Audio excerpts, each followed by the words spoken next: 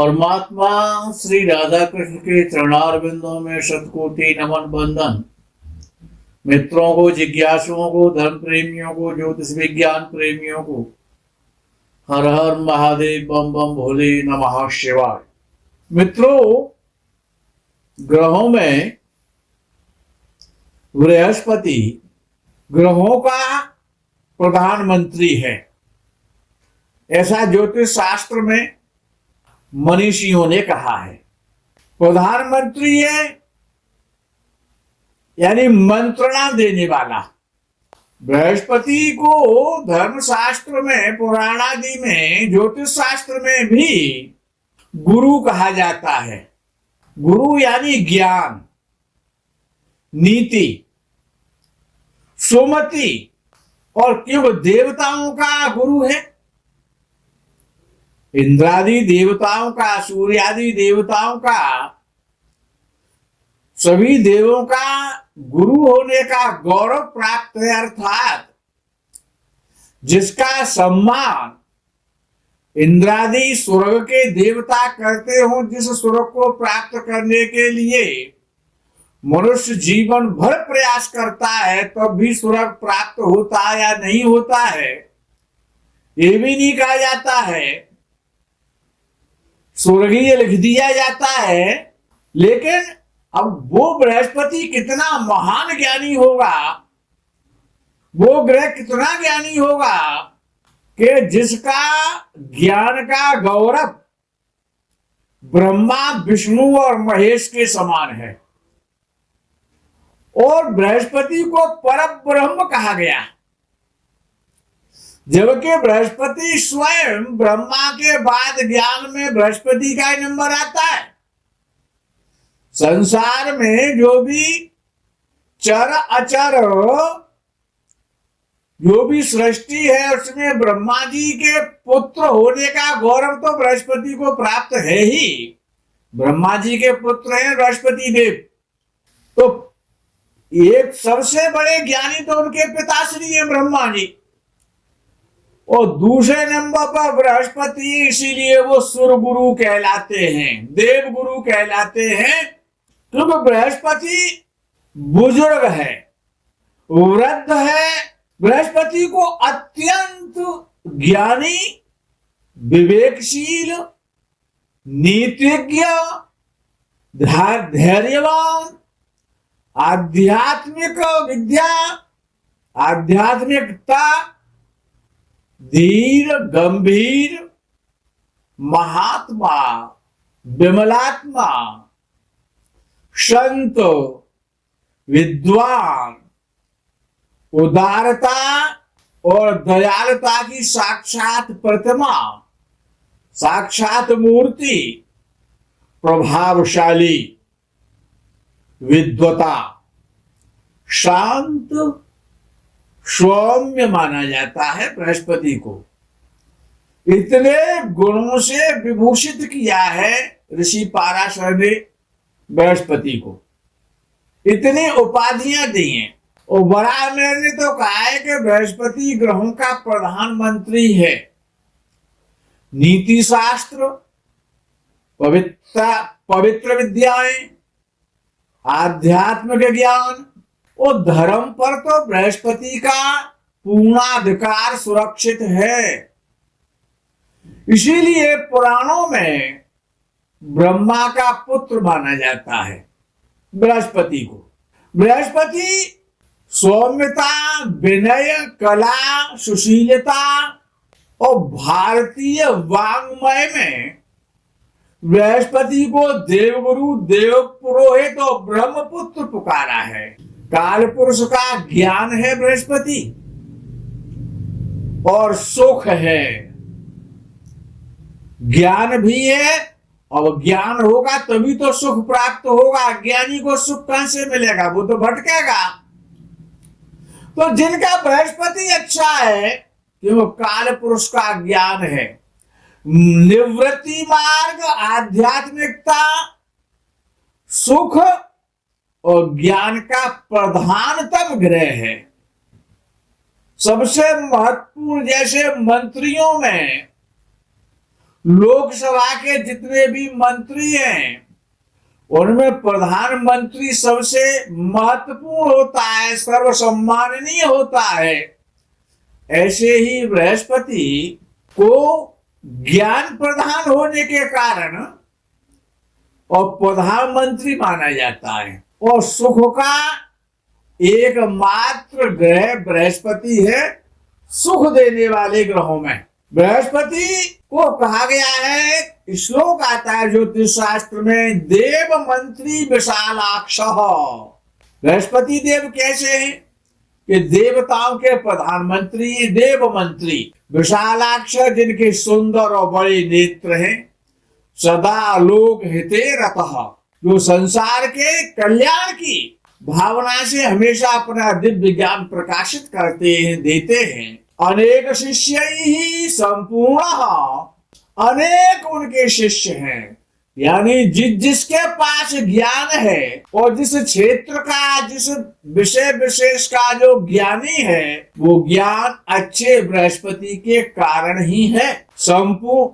पीड़ाम दहत में गुरु, समस्त प्रकार की पीड़ा का, कष्टों का ज्ञान के माध्यम से हरण करते हैं और जातक को सुख प्रदान करते हैं। एक श्लोक आता है, जगत विख्यात श्लोक है, आप लोग भी शायद उसे अवश्य जानते होंगे कि गुरु की आवश्यकता क्यों है, अच्छे गुरु की आवश्यकता क्यों है। यदि व्यक्ति अच्छा ड्राइवर है तो उसने भी कोई गुरु बनाया होगा तब वो ड्राइवर बना होगा। कोई शास्त्र ज्ञाता है, कोई ज्योतिष का ज्ञाता है, कोई कंप्यूटर का ज्ञाता है, कोई मेडिकल का ज्ञाता है। जो जिसका ज्ञाता है उसने किसी से सीखा तो है। तो एक श्लोक है, उसको ऋषियों ने ज्योतिष शास्त्र में भी उसकी व्याख्या दी है ग्रहों के आधार पर। गुरुर् ब्रह्मा गुरुर् विष्णु गुरुर्देवो महेश्वरः गुरु साक्षात परब्रह्म तस्मै श्री गुरुवे नमः। अर्थात गुरु ब्रह्मा है, गुरु विष्णु है और गुरुदेवो महेश्वरः, गुरु साक्षात शिव है। गुरु साक्षात परब्रह्म, गुरु साक्षात परब्रह्म भी है। तस्मै श्री गुरुवे नमः। ज्योतिष शास्त्र में अब गुरु का ही विषय चल रहा है तो ज्योतिष शास्त्र कहता है कि गुरुर् ब्रह्मा, ब्रह्मा का काम क्या है, उत्पत्ति करने का है, और ज्ञान का है, उत्पत्ति करता है और उसको ज्ञान देता है। पहली उत्पत्ति ब्रह्मा जी की ज्ञान के द्वारा है। ज्ञान की सृष्टि है, उनकी मनोमय सृष्टि है। सनकादि कुमार नारदादि जो ऋषि है वो ज्ञान की सृष्टि है, मनोमय सृष्टि है। तो विद्वानों ने कहा कि गुरुर् ब्रह्मा, यानी कि लगन स्थान जन्म कुंडली का, उसमें ब्रह्मा का निवास है। गुरुर् ब्रह्मा, लगन में, क्योंकि लग्न जो है काल पुरुष की हेड है, काल पुरुष का सिर है, और ज्ञान कहाँ रहता है कि सिर में रहता है। तो पहला विषय आया कि गुरु ब्रह्मा, यानी कि ब्रह्मा जी सबसे बड़े ज्ञानी है, वो तो बृहस्पति के बाप है ना, तो ब्रह्मा जी से ज्यादा ज्ञान किसी को नहीं है। तो सारा ज्ञान कुंडली का लगन स्थान से प्रारंभ होता है, यानी हेड में ही रहता है, सिर में रहता है। और काल पुरुष की मेष राशि सिर पर है, काल पुरुष का अंग है, प्रथम भाग है, लगन है। तो गुरु ब्रह्मा लगन में यदि मेष राशि है या नहीं है तब भी इधर लगन में बैठा हुआ गुरु ब्रह्मा है, ब्रह्मा पद है उसका, क्योंकि मेष राशि काल पुरुष का सिर है अर्थात हेड है, गुरु काल पुरुष का ज्ञान है। ऐसे व्यक्ति को जिसका लगन में बृहस्पति बैठा हो तो ब्रह्मा को ज्ञान देने वाली वेद माता गायत्री, जिनको ब्रह्मा जी जिनकी उपासना करते हैं, किनकी, वेद माता गायत्री की। तो ब्रह्मा जी के पास जो ज्ञान है वो गायत्री देवी का दिया हुआ ज्ञान है। तो ऐसे व्यक्ति को जिसका बृहस्पति लगन में बैठा है उसको गायत्री की साधना और जप करना चाहिए, गायत्री का उपासक होना चाहिए, वेद माता गायत्री की पूजा और जब वो व्यक्ति तभी कर सकता है जब उपनीत हो, अर्थात ऐसा जातक का उपनयन यज्ञोपवीत संस्कार अवश्य होना चाहिए, तभी गुरु समस्त सृष्टि का सुख ज्ञान उसको प्रदान करेंगे। आगे लिखते हैं कि गुरु ब्रह्मा के बाद गुरु विष्णु, तो भाग्य स्थान विष्णु का स्थान है। विष्णु पिता है ना, जगत पिता है, पालन करता है, तो पिता भी पालन करता है, और भाग्य स्थान पिता का स्थान है, तो भाग्य स्थान में और विष्णु विराजमान रहते हैं। अर्थात जिनका बृहस्पति पिता के स्थान में हो, भाग्य स्थान में हो, तो ऐसा बृहस्पति उस जातक का पिता के समान पालन करता है। ऐसे जातक को विष्णु की पूजा करनी चाहिए। आगे का गुरुदेवो महेश्वर, गुरु ब्रह्मा गुरु विष्णु गुरुदेवो महेश्वर, तो पंचम भाव भगवान शिव का स्थान है जन्म कुंडली में। पहला भाव ब्रह्मा जी का है, गायत्री माता का है। नौवां भाव विष्णु जी का है, पालनकर्ता का है, पिता के समान है वो। और पंचम भाव और भगवान सदाशिव का है। ये पंचम भाव में बृहस्पति बैठा है, तो भगवान महेश्वर की साधना ऐसे जातक को शिव जी की पूजा करनी चाहिए। आगे आता गुरु साक्षात पर ब्रह्म। यदि गुरु 11वें भाव में हो, क्यों 11वां भाव समस्त इच्छा पूर्ति का भाव है, तो 11वें भाव में यदि किसी का गुरु बैठा है तो वो पर ब्रह्म के समान है, समकक्ष है। और पर ब्रह्म कौन है? तो भगवान श्री कृष्ण चंद्र को पर ब्रह्म कहा गया है गीता जी में, श्रीमद् भगवत गीता में। और भगवान श्री कृष्ण को पर ब्रह्म माना गया है, ब्रह्म है वो। तो भगवान श्री कृष्ण का उपासक होना चाहिए ऐसे व्यक्ति को, समस्त प्रकार के सुखों को भोगना चाहता है। तो ऐसे जातक कृष्ण भक्ति से समस्त प्रकार का सुख और संपत्ति को प्राप्त कर सकते हैं। आगे लिखते हैं तस्मै श्री गुरुवे नमः। इसीलिए गुरु का, वृद्धों का, माता पिता का स्मरण वंदन परमावश्यक है, क्योंकि ज्ञान ही गुरु है, मनुष्य गुरु नहीं है। उस मनुष्य में जो ज्ञान है वही गुरु है, गुरु किसी का नाम नहीं है। जिसको जिस विषय विशेष का ज्ञान है, जिस क्षेत्र का जो ज्ञान रखता है, वो उस विषय का गुरु है, उस विषय का ज्ञान रखता है, वो इसीलिए गुरु है। वो गुरु ज्ञान का नाम है। पहले भाव में गुरु हो तो जातक सर्वगुण संपन्न होता है, सुंदर होता है, निरोग होता है, दीर्घायु होता है, कर्मशील होता है, विद्वान होता है, जनसेवक होता है, अपने वचनों पर दृढ़ रहने वाला और वचनों को हमेशा पूर्ण करने का प्रयास करता है। प्रतिष्ठित स्पष्ट वक्ता, अपने आत्म सम्मान के प्रति हमेशा ऐसा जातक जागरूक रहता है, आकर्षक होता है, सुखी होता है, विनम्र होता है, बहुत धनवान होता है, गुणी होता है, धार्मिक होता है, सरकार द्वारा सम्मानित और श्रेष्ठ पुत्रों वाला पिता होता है। ऐसा जातक अलमस्त रहने वाला होता है, नवाबों की तरह जीवन व्यतीत करता है, रईसों की तरह रहने वाला होता है। यदि गुरु अशुभ हुआ, मान लो किसी का मकर लगन हुआ तो नीच का गुरु हो जाएगा लगन में, तो ऐसा व्यक्ति निर्धन होते हुए भी बड़ा उच्च कोटि का फकीर होता है। जातक अपने भाग्य और अपने दिमाग और अपनी बुद्धि और ज्ञान के द्वारा सरकारी पदों पर बैठे हुए व्यक्तियों से मित्रता कर लेता है।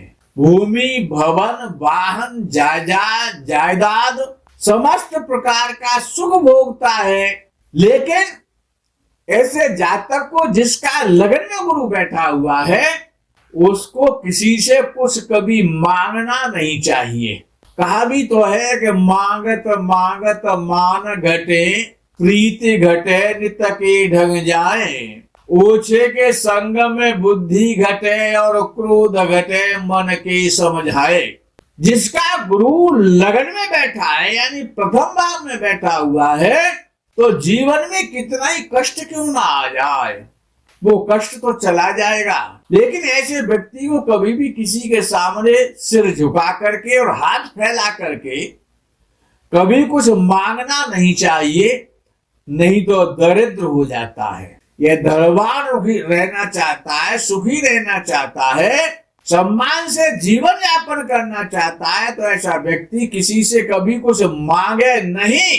गुरु स्वराशि में लग्न में हो तो जातक व्याकरण वैयाकरण शास्त्र का ज्ञाता, श्रेष्ठ पुत्रवान, सुखी, सौभाग्यशाली, ज्ञानी, दीर्घायु, समस्त सुख सुविधाओं से संपन्न, संसार के समस्त सुखों का भोग करता है। ऐसा जातक धन को कुछ नहीं समझता है, ईश्वर को मानने वाला होता है, धन को तो तृणवत मानता है, तुच्छ मानता है। लेकिन एक विषय और आता है, महर्षि पाराशर ने ये भी कहा है कि उच्च राशि का बृहस्पति, यानी किसी का कर्क लगन हो, लगन में बृहस्पति बैठा हो, तो ऐसा जातक सभी शुभ फलों को भोगते हुए भी, उच्च का बृहस्पति लगन में होने पर भी सुख तो सभी भोगेगा, लेकिन संकटों का, कष्टों का, बाधाओं का, आपत्तियों का बार बार सामना करेगा। उसके श्रेष्ठ भाग्य पर प्रश्न चिन्ह लग जाएगा।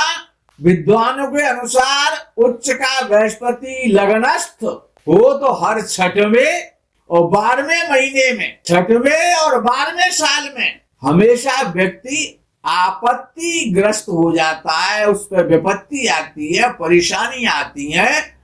हर छठवें और 12वें महीने में, छठवें और 8वें वर्ष में उसके सामने संकट उत्पन्न हो जाते हैं। मित्रों, कहा गया है कि मिथुन, तुला, वृश्चिक और कुंभ राशियों का बृहस्पति यदि लगन में बैठा है, इनमें से कोई सा लगन है और बृहस्पति लगन में बैठा हुआ, तो जातक निश्चिंत रहता है, चिंता मुक्त हो जाता है और उसके अनेक मित्र होते हैं। गुरुत्तम गुणै लगने देव पूज्ये, सुवेशी सुखी दिव्य देहाल पवीर्यः, गतिर्वामिनी पारलौकी विचिन्त्य, वसुनी व्ययम सबलेन ब्रजंती। ये लगनस्थ बैठे हुए गुरु की विद्वानों ने इतनी प्रशंसा की है, महर्षि पाराशर और वराह ने। ऐसा जिसका बृहस्पति लगन में बैठा हुआ है, ऐसे जातक सुंदर, श्रेष्ठ, कीमती, शोभायुक्त वस्त्रों को धारण करने वाले, स्वच्छ शरीर और कांति वाले, सुखी, पंडित, ज्ञानी, चतुर, विद्वान, समाज में प्रशंसा के पात्र, परोपकारी और दयालु और दीर्घायु और धनवान होते हैं। और ऐसा जातक जिसका बृहस्पति लगन में होता है, संसार के समस्त भोगने के बाद अंत में वैकुंठ धाम को प्राप्त करता है और धनादि सुखों का जीवन में भोग करते हुए सम्मान से जीवन यापन करता है। मित्रों, आज बृहस्पति के विषय में इतना ही। आगे की प्रकरण का आप इंतजार करें। तब तक के लिए हर हर महादेव, बम बम भोले नमः शिवाय, जय गौ माता की।